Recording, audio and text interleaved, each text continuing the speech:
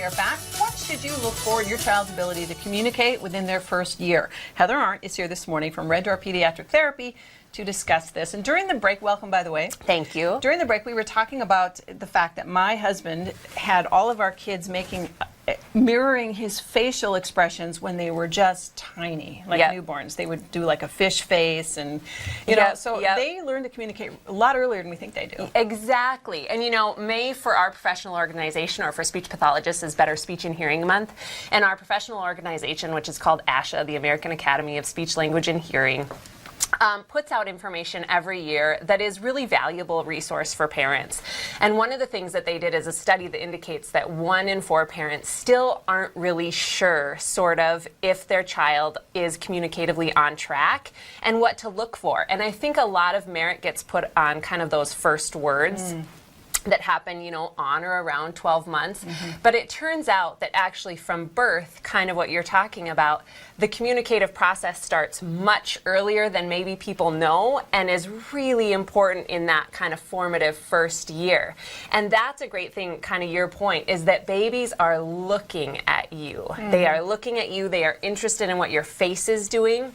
They are interested in what your facial expressions are. They are interested in what your mouth is doing. And if you stick your tongue out at a baby, they'll stick their tongue back out at you almost from day one. And so I think that babies oftentimes in infancy kind of get a bad rap for sort of just sleeping and eating, but they have a lot going on in terms of brain development and what to, you know, what to kind of do to build those skills. This is, I think, why we instinctively babble at them. Absolutely, you know? absolutely. Oh, look at you, aren't you sweet? You know, that kind of thing. Yep.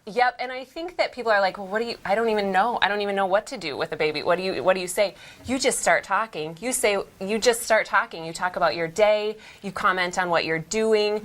You can still read books to an infant. You know, what we call it is just providing a language-rich environment. Just increase the language skills so that you're looking at them and they're looking at you, and you're providing an environment that offers a lot of language development so that babies kind of learn that. Here's another example. One of our kids, when I would get upset about something and maybe, you know, raise my voice, usually at the dog for doing something, she would cry. Yeah, that happens kind of typically around that sort of 4 to 7 months, is that they start to understand the social kind of ramifications of pitch and of vocal volume and things like that. And a vocal volume different than what they're used to is worrisome to them in a way that they're like, I understand that this is different than how she or he normally sounds.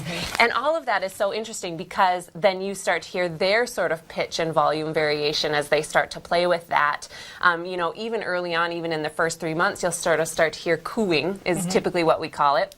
And then it moves to babbling, a lot of consonants and things like that, which is a lot of times when, you know, babies start to say like mom, mom, ma, then people are like, that's me, that's me. And now I have an early talker and my kid's a genius. That's why everybody has ma, ma, ma in there. Exactly. But those kind of reduplicated syllables with those type of consonants are what start first.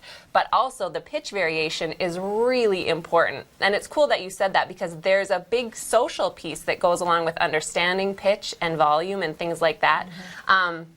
Also then, you know, as they get kind of closer to that 7 and 8 month, to realize that they definitely understand what you're talking about. If you say, do you want up? And they put their arms up, or how big are you? I'm so big. There is a kind of rote understanding that comes along with that. That's really cool because before that, I think people just thought they were just sort of there for the food. Right. Now, if you have one who doesn't start talking when you think they should, and I had a child who was really hard to understand until he was well into, you know, 3-4 years old. When should you become concerned and get some help? You know, let's talk about sort of the developmental markers at about a year to that 18-month time frame. That's when we really encourage sort of what we call early intervention, is if you're just not hearing very many words, if you're not hearing more words every week and every month, that's a time to sort of start asking your pediatrician or, you know, coming to a free screen and just sort of ask the questions that you have. Because by 18 months, typically kids have quite a bit of language. In infancy, you know, we've been on here a lot of times saying don't wait and see. But in infancy, the comparative factor to other kids is a little bit trickier. I think you just want to be listening for more sound play, more consonant structure, because what we hear often at Red Door especially is the hindsight component. Like, well, looking back, they really didn't coo and babble. Right. Looking back, but when you're in the midst of that, infancy is hard on parents for especially if so it's your many first reasons. one. Exactly. And so when you're in the midst of it, you aren't really sure what to expect in that stage and age. And so I think that by the time they get to 12 to 18 months, we want a solid amount of words and vocabulary. It's important to know that a lot of the words might be the same. Ba might mean bow and bottle and brother, but it's still a vocabulary word and it still means all those different things. We're not looking for, you know, a 3-syllable word at that age, Right. but we're looking for ba then the next week for bird. Oh my gosh, now he's talking about birds. It's okay that it's the same sort of approximated sound. Sure. Okay, if people have concerns, where should they go?